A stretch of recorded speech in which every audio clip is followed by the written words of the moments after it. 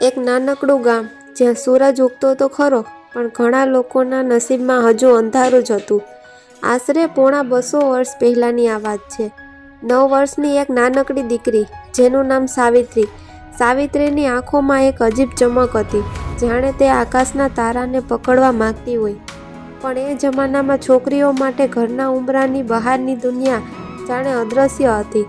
ભણવું એ તો સપનામાં પણ વિચારી શકાતું નહોતું. એક દિવસની વાત છે. સાવિત્રી રમતા રમતા રસ્તા પરથી પસાર થઈ રહી હતી. ત્યાં તેને અંગ્રેજ સાહેબ મળ્યા. તેમણે સાવિત્રીના હાથમાં એક સુંદર પુસ્તક આપ્યું. સાવિત્રીને તો અક્ષરોની ઓળખ નહોતી, પણ તેને એ પુસ્તકના પાનાઓમાંથી આવતી સુગંધ બહુ ગમી ગઈ. તે હોશે હોશે દોડતી ઘરે ગઈ, પણ જેવી તે ઘરમાં પ્રવેશી, તેના પિતાની નજર એ પુસ્તક પર પડી. પિતાનો ચહેરો ગુસ્સાથી લાલચોળ થઈ ગયો. સાવિત્રી, આ શું છે? છોકરીઓના હાથમાં ચોપડી શોભે? આ તો પાપ છે. પિતાના શબ્દો સાવિત્રીના કાનમાં ગરમા ગરમ શીશાની જેમ ઉતર્યા. પિતાએ તેના હાથમાંથી આંચકીને એ પુસ્તક ઘરના ખૂણામાં ફેંકી દીધું. સાવિત્રીની આંખો ભરાઈ આવી. તેને સમજાતું નહોતું કે જે પુસ્તક જ્ઞાન આપે તે પાપ કેવી રીતે હોઈ શકે. તેણે મનોમન નક્કી કર્યું કે ભલે ગમે તે થાય, તે એક દિવસ આ અક્ષરોને ઉકેલીને જ રહેશે. સમય વહેતો ગયો અને સાવિત્રીના લગ્ન જ્યોતિરાવ ફૂલે સાથે થયા. લગ્ન વખતે સાવિત્રી માત્ર 9 વર્ષની હતી અને જ્યોતિરાવ 13 વર્ષના. વિદાય વેળાએ સાવિત્રીની આંખોમાં આંસુ હતા, પણ તેના કપડામાં છુપાયેલું હતું પેલું પુસ્તક, જે તેણે ચોરી છુપીથી સાચવી રાખ્યું હતું. સાવિત્રીને ડર હતો કે સાસરીમાં પણ કદાચ તેના પુસ્તકોનો શત્રુ માનીને ત્યાગ કરવામાં આવશે, પણ નિયતિને કંઈક બીજું જ મંજૂર હતું. સાવિત્રી જ્યારે સાસરે પહોંચી, ત્યારે તેને ખબર નહોતી કે તેનો પતિ જ્યોતિરાવ કોઈ સામાન્ય માણસ નહીં, પણ વિચારોનો સાગર છે. એક રાત્રે જ્યોતિરાવે જોયું કે સાવિત્રી દીવાના આછા અજવાળે પેલા પુસ્તકના પાના ફેરવી રહી હતી. જ્યોતિરાવ તેની પાસે ગયા. સાવિત્રી ફફડી ગઈ. તેને લાગ્યું કે આજે ફરી ઠપકો મળશે. પણ જ્યોતિરાવે તેને મારવા કે ખીજાવવાને બદલે ધીમેથી પૂછ્યું, સાવિત્રી, તારે ભણવું છે? સાવિત્રીની આંખમાંથી દળદળ આંસુ વહેવા લાગ્યા. તેણે હકારમાં માથું હલાવ્યું. જ્યોતિરાવે સ્મિત સાથે સાવિત્રીના હાથમાં એક કલમ પકડાવી અને કહ્યું, આજથી હું તારો શિક્ષક બનીશ. આપણે સાથે મળીને આ દુનિયાનું અંધારું દૂર કરીશું. આ તો માત્ર શરૂઆત હતી. સાવિત્રી અને જ્યોતિરાવનો આ નિર્ણય આખા સમાજ સામે એક મોટું યુદ્ધ છેડવાનો હતો. સાવિત્રી માટે હવે રાતો ઊંઘવા માટે નહીં, પણ અક્ષરો ગૂંથવા માટે હતી. જ્યોતિરાવ ખેતરમાં કામ કરીને થાકીને આવે, છતાં રાત્રે તેલના દીવા પાસે બેસીને સાવિત્રીને મૂળાક્ષરો શીખવતા. સાવિત્રી ખૂબ ઝડપથી શીખી રહી હતી. તે હવે માત્ર વાંચી જ નહોતી શકતી, પણ સ્ત્રીઓના દુઃખને સમજી પણ શકતી હતી. એક દિવસ જ્યોતિરાવે તેને કહ્યું, સાવિત્રી, જ્ઞાન એ એવી વસ્તુ છે જે વહેંચવાથી વધે છે. શું તું આ જ્ઞાન બીજી દીકરીઓને આપીશ? સાવિત્રીનો ચહેરો ખીલી ઉઠ્યો. 1 જાન્યુઆરી 1848નો એ ઐતિહાસિક દિવસ હતો. પુણેના ભીડેવાડામાં સાવિત્રીબાઈએ દેશની પહેલી કન્યાશાળા શરૂ કરી. શરૂઆતમાં માત્ર 9 દીકરીઓ ભણવા આવી. સાવિત્રીબાઈ માટે આ કોઈ સામાન્ય કામ નહોતું. આ તો સમાજના સદીઓ જૂના કુરિવાજો સામેનું યુદ્ધ હતું. બીજે દિવસે સવારે જ્યારે સાવિત્રીબાઈ શાળાએ જવા નીકળ્યા, ત્યારે આખું ગામ રસ્તા પર ઉતરી આવ્યું હતું. લોકોના ચહેરા પર નફરત હતી. કોઈ બોલ્યું, જુઓ, આ સ્ત્રી ધર્મ ભ્રષ્ટ કરવા નીકળી છે, તો કોઈએ બૂમ પાડી, છોકરીઓ ભણશે તો આપ ફાટશે. સાવિત્રીબાઈએ નીચું જોઈને ચાલવાનું શરૂ કર્યું, પણ અચાનક તેમના પર કાદવનો એક મોટો પીંડો આવીને પડ્યો. તેમના સફેદ સાડીના છેડા ખરડાઈ ગયા. સાવિત્રીબાઈ થંભી ગયા. તેમની આંખોમાં આંસુ આવી ગયા, પણ ડર નહીં. તેમણે પાછળ ફરીને જોયું તો એક માણસ હાથમાં પથ્થર લઈને ઊભો હતો. તેણે જોરથી પથ્થર ફેંક્યો, જે સાવિત્રીબાઈના ખંભા પર વાગ્યો. લોહીનો એક નાનો ટપકો તેમની સાડી પર ઉતરી આવ્યો. ગામ લોકો હસવા લાગ્યા. તેમને લાગ્યું કે હવે સાવિત્રી ડરીને ઘરે ભાગી જશે, પણ સાવિત્રીબાઈએ હિંમત ન હારી. તેઓ ઘરે ગયા, બીજી સાડી પહેરી અને થેલામાં એક વધારાની સાડી મૂકી દીધી. તેમણે મનોમન નક્કી કર્યું, તમે ભલે કાદવ ફેંકો, હું એ જ કાદવમાંથી આ દીકરીઓના ભવિષ્યના કમળ ખીલાવીશ. રોજની આ કહાની બની ગઈ. લોકો સાવિત્રીબાઈ પર છાણ ફેંકતા, ગાળો દેતા, પથ્થરો મારતા. સાવિત્રીબાઈ શાળાએ પહોંચીને ગંદી થયેલી સાડી બદલી નાખતા અને હસતા મોઢે દીકરીઓને ભણાવતા. એક દિવસ એક વૃદ્ધ માણસે તેમને પૂછ્યું, બેટા, આટલું અપમાન સહીને પણ તું કેમ ભણાવે છે? ત્યારે સાવિત્રીબાઈએ બહુ સુંદર જવાબ આપ્યો, કાકા, આ લોકો જે ફેંકે છે તે પથ્થરો નથી, પણ એ ફૂલો છે જે ભવિષ્યમાં આ દીકરીઓના રસ્તામાં પથરાશે. હું જે સહન કરું છું તે આ દીકરીઓના આવતીકાલના સુખ માટે છે. ઘરે પરત ફરતી વખતે સાવિત્રીબાઈના પગ થાકથી લોથપોથ હતા, પણ હૃદયમાં એક સંતોષ હતો. પણ હજુ સૌથી મોટો વળાંક આવવાનો બાકી હતો. જ્યારે તેઓ ઘરે પહોંચ્યા ત્યારે તેમણે જોયું કે જ્યોતિરાવના પિતા એટલે કે તેમના સસરા ખૂબ ગુસ્સામાં હતા. ઘરની બહાર સામાન પડ્યો હતો. સસરાએ બૂમ પાડીને કહ્યું, જ્યોતિબા, કાં તો આ ભણવાનું પાપ બંધ કરો, કાં તો આ ઘર છોડીને ચાલ્યા જાઓ. સમાજ આપણને વાતે ગાતે બહાર કાઢી રહ્યો છે. સાવિત્રીબાઈના પગ નીચેથી જમીન સરકી ગઈ. જે ઘરને તેમણે વહાલથી સિંચ્યું હતું ત્યાંથી તેમને હાંકી કાઢવામાં આવી રહ્યા હતા. જ્યોતિરાવે સાવિત્રીની આંખોમાં જોયું. ઘરના આંગણે સન્નાટો છવાયેલો હતો. સાવિત્રીબાઈના સસરા ગોવિંદરાવનો અવાજ ધ્રુજી રહ્યો હતો, પણ તેમાં પથ્થર જેવી મક્કમતા હતી. તેમણે સ્પષ્ટ કહી દીધું હતું, કાં તો પુસ્તકો, કાં તો આ ઘર. સાવિત્રીબાઈએ જોયું કે જ્યોતિરાવના ચહેરા પર ગહન વેદના હતી. જે પિતાએ તેમને મોટા કર્યા, આજે તે જ પિતા ધર્મના નામે તેમને રસ્તા પર ઉતારી રહ્યા હતા. સાવિત્રીબાઈના મનમાં વિચારોનું વાવાઝોડું ચાલતું હતું. તેમણે વિચાર્યું, જો આજે અમે હાર માની લઈએ તો આવનારી પેઢીઓની હજારો દીકરીઓ ક્યારેય પુસ્તકોનો ચહેરો નહીં જોઈ શકે. તેમણે ધીમેથી જ્યોતિરાવનો હાથ પકડ્યો. જ્યોતિરાવે તેમની આંખોમાં જોયું અને સમજી ગયા કે સાવિત્રી પાછી હટવા તૈયાર નથી. પિતાજી, અમે ઘર છોડીશું, પણ સત્યનો સાથ નહીં છોડીએ. જ્યોતિરાવના આ શબ્દોએ સાવિત્રીબાઈની હિંમત બમણી કરી દીધી. ભીની આંખે એક નાની પોટલીમાં ગણ્યા ગાંઠિયા કપડાં અને પેલા અમૂલ્ય પુસ્તકો લઈને બંને પતિ પત્ની ઘરની બહાર નીકળ્યા. આખું ગામ તમાશો જોવા ઉમટ્યું હતું. કોઈ મદદ કરવા આગળ ન આવ્યું. ઉલટાનું લોકો મજાક ઉડાવતા હતા. જુઓ, મોટા સુધારક બનવા નીકળ્યા હતા, હવે રસ્તા પર રખડશે. રહેવા માટે ઘર નહોતું, ખાવા માટે અન્ન નહોતું. પણ કહેવાય છે ને કે જ્યારે તમે કોઈ નેક કામ કરો છો ત્યારે કુદરત કોઈને કોઈ દ્વાર ખોલી આપે છે. તેમના મિત્ર ઉસ્માન શેખે તેમને આશરો આપ્યો. એટલું જ નહીં, ઉસ્માન શેખની બહેન ફાતિમા શેખ સાવિત્રીબાઈની પડખે આવીને ઊભા રહ્યા. ફાતિમાએ કહ્યું, સાવિત્રીબાઈ, તમે એકલા નથી, હું પણ તમારી સાથે દીકરીઓને ભણાવીશ. હવે સાવિત્રીબાઈ પાસે એક સાથી હતો, પણ મુસીબતો ઓછી થવાને બદલે વધી રહી હતી. સમાજે તેમનો બહિષ્કાર કર્યો હતો. કરિયાણાવાળાએ સામાન આપવાની ના પાડી દીધી. કૂવા પરથી પાણી ભરવા પર પ્રતિબંધ લગાવી દીધો. સાવિત્રીબાઈ જ્યારે રસ્તેથી પસાર થતા ત્યારે સ્ત્રીઓ પણ પોતાના બારણા બંધ કરી દેતી. એક દિવસ સાવિત્રીબાઈ શાળાએથી પાછા ફરતા હતા ત્યારે જોયું કે રસ્તામાં એક નાનકડું બાળક ભૂખ્યું તરસ્યું રડી રહ્યું હતું. તેની મા બીમારીથી પટકાયેલી હતી. લોકો અભડાઈ જવાની બીકે ત્યાંથી દૂર ભાગતા હતા. સાવિત્રીબાઈના પગ રોકાઈ ગયા. તેમણે વિચાર્યું, જે ધર્મ એક મા દીકરાની મદદ કરવાની ના પાડે તે ધર્મ કેવો? તેમણે પેલી સ્ત્રીને પોતાના ખંભા પર ટેકો આપ્યો અને ઘરે લઈ આવ્યા. લોકોએ બૂમો પાડી, સાવિત્રી, તું અભડાઈ જઈશ, તારું પુણ્ય નાશ પામશે.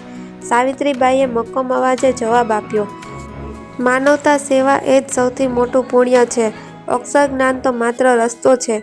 સાચું જ્ઞાન તો બીજાના આંસુ લૂછવામાં છે. આ ઘટના પછી ગામમાં વિરોધની જ્વાળા વધુ પ્રબળ બની. લોકોએ સાવિત્રીબાઈ પર હુમલો કરવાનું કાવતરું ઘડ્યું.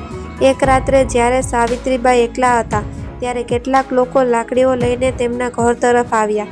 સાવિત્રીબાઈના દિલના ધબકારા વધી ગયા. રાતનો અંધકાર ગાઢ હતો. તેલનો દીવો ખૂણામાં થરથરી રહ્યો હતો. ઘરની બહાર ઊભેલા લોકોના હાથમાં સળગતી મસાલો અને લાકડીઓ હતી. સાવિત્રીબાઈ ઘરની અંદર એકલા હતા. જ્યોતિરાવ કોઈ કામ માટે બહાર ગયા હતા. બહારથી અવાજ આવ્યો, સાવિત્રી, બહાર આવ. તું અમારા ધર્મને અભડાવી રહી છે. આજે અમે તારો આ ખેલ ખતમ કરી નાખીશું. સાવિત્રીબાઈનું હૃદય જોરથી ધબકતું હતું. એક પળ માટે તેમને ડર લાગ્યો, પણ પછી તેમણે પોતાની વિદ્યાર્થિનીઓના ચહેરા યાદ કર્યા. એ માસૂમ દીકરીઓ જેમના ભવિષ્યની આશા સાવિત્રીબાઈ હતા. તેમણે ઊંડો શ્વાસ લીધો, માથા પર સાડીનો છેડો સરખો કર્યો અને હિંમત ભેગી કરીને દરવાજો ખોલ્યો. બહાર ઊભેલા ગુંડાઓ સ્તબ્ધ થઈ ગયા. તેમને લાગ્યું હતું કે સાવિત્રી ડરીને ગરગરશે. પણ અહીં તો એક સિંહણ ઊભી હતી. સાવિત્રીબાઈએ શાંત પણ મક્કમ અવાજે પૂછ્યું, ભાઈઓ, મારો ગુનો શું છે? એ જ ને કે હું તમારી દીકરીઓને અક્ષર ઓળખતા શીખવું છું. જો તમે મને મારી નાખશો તો શું તમારી દીકરીઓનું અંધારું દૂર થઈ જશે? એક માણસે લાકડી ઉગામી, પણ સાવિત્રીબાઈની સ્થિર આંખો જોઈને તેનો હાથ ધ્રુજી ગયો. સાવિત્રીબાઈએ આગળ વધીને કહ્યું, તમે મને પથ્થર મારો કે લાકડી, હું પાછી નહીં હટું, કારણ કે હું જાણું છું કે એક દિવસ તમે જ તમારી દીકરીઓને મારી પાસે ભણવા મોકલશો. સાવિત્રીબાઈની આ નિર્ભયતા જોઈને પેલા લોકોના હથિયાર હેઠા પડી ગયા. તેઓ નીચું જોઈને ત્યાંથી ચાલ્યા ગયા. પરંતુ સંઘર્ષ અહીં પૂરો નહોતો થતો. કુદરતે સાવિત્રીબાઈની વધુ એક કઠિન કસોટી લેવાનું નક્કી કર્યું હતું. એ સમયે સમાજમાં એક બહુ જ ક્રૂર રિવાજ હતો, નાની ઉંમરે વિધવા થયેલી સ્ત્રીઓનો. જે સ્ત્રીઓનો પતિ નાની ઉંમરે ગુજરી જાય તેમનું માથું મુંડાવી દેવામાં આવતું અને તેમને અશુભ માનીને એક ખૂણામાં ફેંકી દેવામાં આવતી. એક દિવસ સાવિત્રીબાઈએ એક સગર્ભા વિધવા સ્ત્રીને આત્મહત્યા કરવા જોતા જોઈ. તે સ્ત્રી રડતી હતી કારણ કે સમાજ તેને જીવવા દે તેમ નહોતો. સાવિત્રીબાઈ દોડીને તેની પાસે ગયા, તેને પોતાની બાથમાં લીધી અને કહ્યું, ના બેન, તું એકલી નથી, તારા બાળકને હું નામ આપીશ, હું તેને ઉછેરીશ. સાવિત્રીબાઈ અને જ્યોતિરાવે પોતાના ઘરમાં જ બાળ હત્યા પ્રતિબંધક ગૃહ શરૂ કર્યું. તેમણે એ સ્ત્રીના બાળકને દત્તક લીધું અને તેનું નામ રાખ્યું યશવંત. જે સમાજે સાવિત્રીને વાંજળી કહીને મેણા માર્યા હતા, એ જ સાવિત્રી આજે એક અનાથ બાળકની મા બની હતી. પણ આ નિર્ણયથી સમાજમાં ફરી આગ લાગી. લોકો કહેવા લાગ્યા, આ દંપતીએ તો પાપની સીમા વટાવી દીધી છે. સાવિત્રીબાઈના પોતાના સગા સંબંધીઓએ પણ તેમનાથી મોઢું ફેરવી લીધું. જ્યોતિરાવ અને સાવિત્રીબાઈ સાવ એકલા પડી ગયા હતા. પૈસાની તંગી હતી, ખાવાના ફાંફા હતા, પણ સાવિત્રીબાઈના ચહેરા પરનું સ્મિત ક્યારેય ઓછું નહોતું થયું. એક સાંજે સાવિત્રીબાઈ યશવંતને ખોળામાં લઈને બેઠા હતા, ત્યારે તેમની આંખમાં આંસુ આવી ગયા.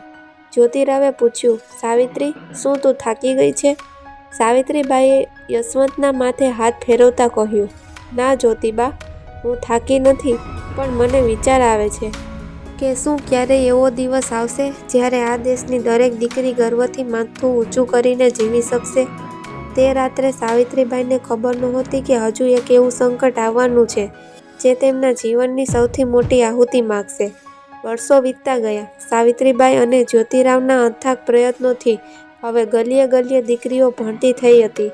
જે લોકો પથ્થર મારતા હતા તેઓ હવે પોતાની દીકરીઓને સાવિત્રીબાઈના ચરણોમાં મૂકીને કહેતા, મા સાહેબ, આને તમારા જેવી તેજસ્વી બનાવજો.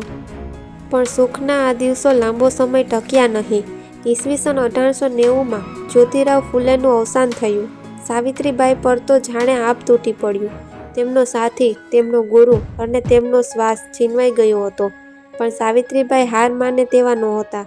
તેમણે જ્યોતિરાવના અંતિમ સંસ્કાર જાતે કર્યા, જે તે સમયના સમાજ માટે એક ક્રાંતિકારી પગલું હતું. પતિના અવસાન પછી પણ તેમણે સામાજિક કાર્યો ચાલુ રાખ્યા. પણ ખરો અગ્નિ પરીક્ષાનો સમય તો 1897માં આવ્યો, જ્યારે આખા પુણે શહેરમાં પ્લેગ નામનો ભયાનક રોગચાળો ફાટી નીકળ્યો. પ્લેગ એટલે સાક્ષાત કાળ. જે આ રોગની લપેટમાં આવે તેનું બચવું મુશ્કેલ હતું. લોકો ડરના માર્યા ઘર છોડીને ભાગવા લાગ્યા. સગા ભાઈઓ પણ એકબીજાને સ્પર્શ કરવા ડરતા હતા. ગલીઓમાં લાશોના ઢગલા થવા લાગ્યા. ચારે બાજુ રુદન અને આર્તનાદ સંભળાતો હતો. આવા સમયે 66 વર્ષના સાવિત્રીબાઈ શાંત બેસી શક્યા નહીં. તેમણે પોતાના દીકરા યશવંતને, જે હવે ડૉક્ટર બની ગયો હતો, સાથે મળીને પુણેની બહાર એક હોસ્પિટલ શરૂ કરી. સાવિત્રીબાઈ પોતે દર્દીઓની સેવા કરવા મેદાનમાં ઉતર્યા. તેઓ ગલીએ ગલીએ ફરતા, અછૂત ગણાતા લોકોની વસ્તીમાં જતા અને જે કોઈ બીમાર દેખાય તેને પોતાના ખંભા પર ઉંચકીને હોસ્પિટલ લઈ આવતા.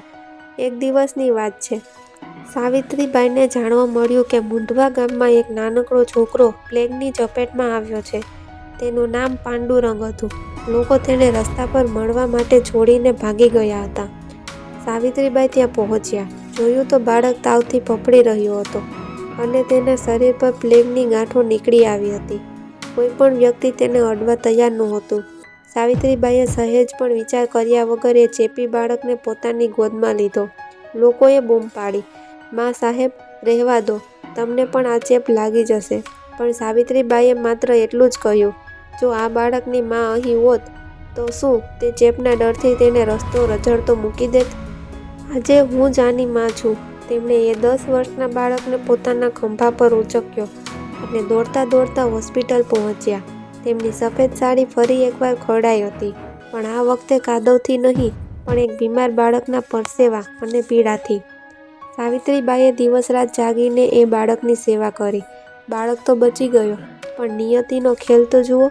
એ બાળકની સેવા કરતાં કરતાં એ ભયાનક રોગના જંતુઓએ સાવિત્રીબાઈના શરીરમાં પ્રવેશ કરી લીધો.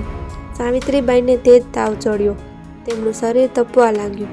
તેમને સમજાઈ ગયું હતું કે હવે તેમનો અંતિમ સમય નજીક છે, પણ તેમના ચહેરા પર કોઈ અફસોસ નહોતો. જે સ્ત્રીએ આખું જીવન બીજા માટે ઘસી નાખ્યું હતું, તે હવે મૃત્યુના દ્વારે ઊભી હતી. 10 માર્ચ 1897નો એ દિવસ. હોસ્પિટલના એક નાનકડા ઓરડામાં સાવિત્રીબાઈ સૂતા હતા. તેમનો શ્વાસ ટૂંકો પડી રહ્યો હતો, પણ તેમની આંખોમાં હજુ પણ એ જ તેજ હતું, જે 9 વર્ષની ઉંમરે પુસ્તક જોતી વખતે હતું. તેમનો દીકરો યશવંત તેમની બાજુમાં બેસીને રડી રહ્યો હતો. સાવિત્રીબાઈએ ધ્રુજતા હાથે તેના માથા પર હાથ મૂક્યો અને ધીમેથી બોલ્યા, બેટા, રડ નહીં. મારું કામ પૂરું થયું છે, પણ તારું હજુ બાકી છે. તેમણે બારીની બહાર જોયું. ત્યાં કેટલીક છોકરીઓ પુસ્તકો લઈને જઈ રહી હતી. સાવિત્રીબાઈના હોઠ પર એક તૃપ્તિનું સ્મિત આવ્યું. તેમને યાદ આવ્યું એ છાણ, એ પથ્થરો, એ ગાળો અને એ ઘર છોડવાની રાત. આજે એ બધું જ સાર્થક લાગતું હતું. તેમણે દુનિયાને બતાવી દીધું હતું કે કલમની તાકાત પથ્થર કરતાં અને પ્રેમની તાકાત નફરત કરતાં અનેક ગણી વધારે હોય છે. ધીમે ધીમે સાવિત્રીબાઈની આંખો મીચાવા લાગી. ભારતના ઇતિહાસની એ મહાન શિક્ષિકા, જેણે લાખો દીકરીઓના જીવનમાં જ્ઞાનનો દીવો પ્રગટાવ્યો હતો, તેણે આ દુનિયામાંથી વિદાય લીધી. પણ શું તેઓ ખરેખર ચાલ્યા ગયા? ના. જ્યારે સાવિત્રીબાઈના નિધનના સમાચાર ફેલાયા, ત્યારે આખું પુણે રડી પડ્યું હતું. જે લોકો એક સમયે તેમના પર પથ્થર ફેંકતા હતા, તેઓ આજે રસ્તા પર ઊભા રહીને ધ્રુસકે ધ્રુસકે રડતા હતા. હજારો સ્ત્રીઓ, જેમને સાવિત્રીબાઈએ અક્ષરજ્ઞાન આપ્યું હતું, તેઓ પોતાની માને છેલ્લીવાર જોવા ઉમટી પડી હતી. આજે જ્યારે તમે કોઈ દીકરીને શાળાએ જતી જુઓ, જ્યારે કોઈ સ્ત્રી ડૉક્ટર, એન્જિનિયર કે ઓફિસર બને, ત્યારે સમજવું કે એ સાવિત્રીબાઈના સંઘર્ષનું પરિણામ છે. સાવિત્રીબાઈ માત્ર એક સ્ત્રી નહોતા, તેઓ એક વિચાર હતા. એવો વિચાર જેને કોઈ પથ્થર તોડી શક્યો નહીં અને કોઈ અગ્નિ બાળી શકી નહીં. વાર્તાનો બોધ. જ્ઞાન એ દુનિયાનું સૌથી શક્તિશાળી શસ્ત્ર છે. રસ્તામાં ગમે તેટલા પથ્થરો આવે, પણ જો તમારા ઉદ્દેશ્યમાં સચ્ચાઈ હશે, તો આખી દુનિયા તમારી સામે ઝૂકશે. બીજાના આંસુ લૂછવા અને કોઈના જીવનમાં અંજવાળું લાવવું, એ જ સાચું ભણતર છે.